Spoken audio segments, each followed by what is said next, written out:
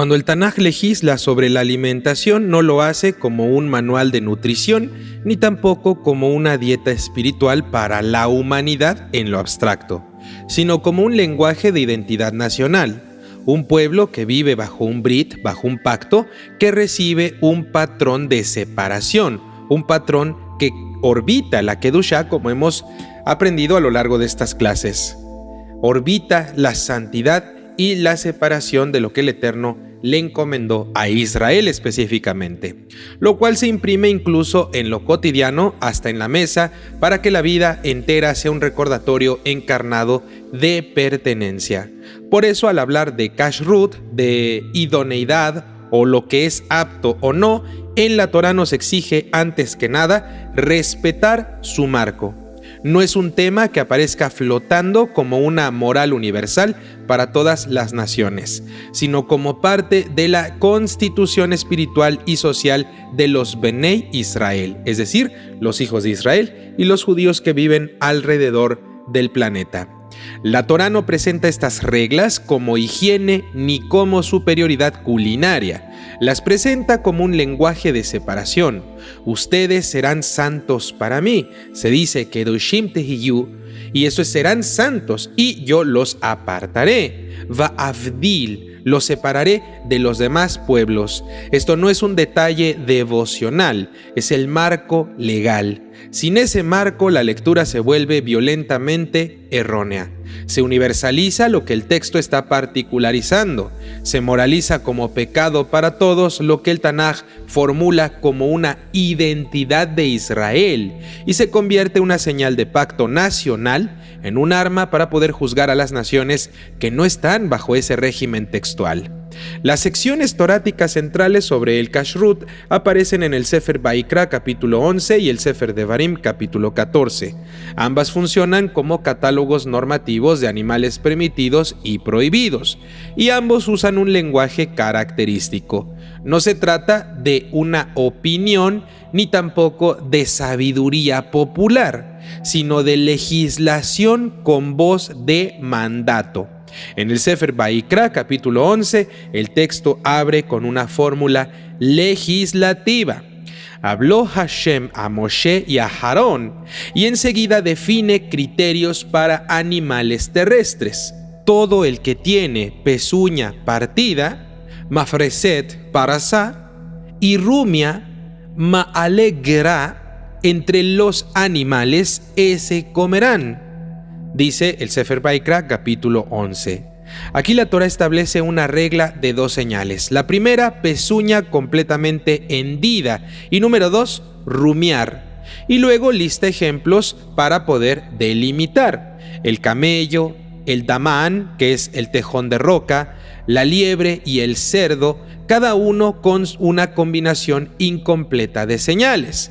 El cerdo en particular tiene pezuña partida, pero no rumia. Por eso es tamé, por eso es impuro en sentido alimentario ritual, no que sea un pecado comerlo. Pero esto específicamente es impuro para Israel, no para las demás naciones. Es crucial observar el modo. El texto no dice es malo para la salud ni es inmoral, solamente está diciendo que es tamé y no comerán de su carne y su cadáver no tocarán.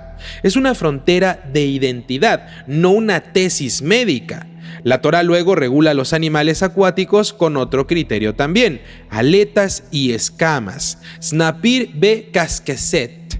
Esto comerán de todo lo que hay en el agua. Todo lo que tiene aletas y escamas lo comerán. Y todo lo que no tiene aletas y escamas será entonces sheketz, que es detestable o repulsivo para su consumo, exclusivamente para Israel. El criterio vuelve a ser de señales visibles, no de categorías abstractas. Después la Torá enumera aves prohibidas, pero en vez de señales biológicas universales, da una lista de especies. Esto en el Sefer Vaikra, capítulo 11, versos 13 al 19. Y entonces también regula insectos alados, distinguiendo los que saltan con patas adaptadas para saltar, es decir, ciertas especies de langosta, como permitidos en los Pesukim 20 20 al 23. Finalmente, el capítulo entra en un bloque sobre tumá, sobre impureza ritual asociada a cadáveres de animales, contenedores, agua, hornos, etcétera, etcétera, integrando alimentación y ritual en un mismo universo de separación y acceso a lo consagrado.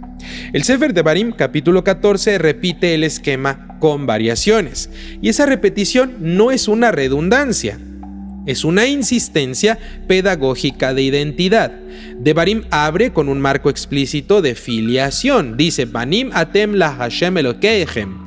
Hijos son ustedes para Hashem su Elohim. Devarim capítulo 14, verso 1. Y desde ahí ya encadena prácticas de identidad y separación, incluyendo restricciones alimentarias. Dice: Lo tochlu koil to'eva. No comerán ninguna abominación o incompatibilidad detestable, dice el Pesuk 3 de Devarim capítulo 14. Y luego entonces define animales permitidos en los versículos 4 al 5, repite la regla de pezuña y de que debe rumiar, repite aletas y escamas, repite aves prohibidas y añade un pasuk sumamente revelador para nuestro marco legal. Ki am kadosh ata la Hashem Elokeja, lo tevashel gedi bachalef imo. Porque pueblo santo eres tú para Hashem tu Elohim, no cocerás el cabrito en la leche de su madre. Esto en el Sefer Devarim, capítulo 14, verso 21. Aunque el tema del Gedi Bajalev, del cabrito en la leche, abre toda una discusión posterior de la tradición rabínica y de la Torah oral fuera del alcance del Tanaj, aquí lo que nos interesa, lo que el Pasuk muestra en su propio registro, es la regla alimentaria que está encuadrada en Am Kadosh, en pueblo santo, es decir, una identidad nacional pactual. La Torá no dice porque toda la humanidad debe ser así y seguir lo que aquí estoy escribiendo. No, dice porque tú eres un pueblo apartado. Este tú en específico no es un tú universal, no es un tú para ti, persona que no eres judía, que no eres israelita o que no eres un converso formalmente declarado. Es el tú propio de Israel que Devarim construye a lo largo de su discurso. El lenguaje torático que acompaña el kashrut es, por lo tanto, un lenguaje de separación. No tiene ningún sentido que personas de otras religiones o personas de otros pueblos que no pertenecen al pueblo de Israel y tampoco son judíos guarden el kashrut, porque el kashrut está dirigido exclusivamente para los Bene Israel. El Sefer Vaikra, capítulo 11, concluye con una declaración programática que funciona como una llave interpretativa, porque yo soy Hashem y ustedes se santificarán y serán santos, no se contaminarán, porque yo soy Hashem que los hace subir de Mitzraim para ser para ustedes Elohim y serán santos porque santo soy yo. Observen el patrón. En primero hay una identidad, yo soy Hashem. Número 2, hay un llamado hacia la santidad. Número 3, no contaminarse con ciertos consumos. Número 4, hay una memoria de la salida de Egipto. Número 5, hay un propósito, el cual es ser para ustedes Elohim. Número 6, serán santos. Esto es una constitución, no simplemente un consejo, y tampoco se puede universalizar. En el mismo bloque, el Sefer Vaikra, capítulo 20, de los versos 25 al 26, que está ligado al tema de separación de prácticas de las naciones, dice: Ba'afdil etchem min ha'amim lihiyot li, que significa los separé de los pueblos para que sean míos. Y en ese contexto se menciona también la separación entre animales puros e impuros. El argumento de la Torá no es esto es repugnante en sí mismo, claro que no, es esto marca quién eres a través de tu pacto. En otras palabras, el kashrut es una gramática cotidiana de pertenencia. Ahora bien, ¿qué animales y reglas aparecen en esencia en el Tanaj? Para los animales terrestres, 2 señales: que tengan pezuña hendida y que también rumien. Para los acuáticos, que tengan aletas y escamas al mismo tiempo. Para las aves, una lista de especies prohibidas, y esto no es un criterio general explícito. Para los insectos, la mayoría son prohibidos, excepto ciertos saltadores específicos. Para contacto con cadáveres, las reglas de Tumá, que integran el tema alimentario en el sistema ritual, surgen también aquí. Para Nevelá, que es la carroña o el cadáver de animal no sacrificado apropiadamente, el Sefer Devarim 14:21 nos dice que Israel no debe comerla. ¿Pero qué puede hacer? Puede dársela al ger, al residente integrado que vive en las puertas, que vive en las ciudades de Israel. O también puede venderla al nohri, es decir, al extranjero que no reside en Israel, lo cual, aunque pertenece más a los temas número 2 y número 3 de este módulo, ya asoma aquí como una señal inequívoca del marco. La prohibición alimentaria se comporta como una identidad de Israel y el texto mismo distingue destinatarios y alcances dentro del mismo pasuk. Esa sola línea ya demuestra por qué el kashrut no puede ser tratado como una moral universal, sin traicionar al texto mismo. El Tanaj, cuando quiere universalizar algo, nunca hace distinciones de tú no, pero el ger sí y el nohri también. Pero aquí sí las hace, porque está legislando una identidad nacional, no una identidad universal. La pregunta más profunda entonces no es ¿por qué estos animales y por qué no otros?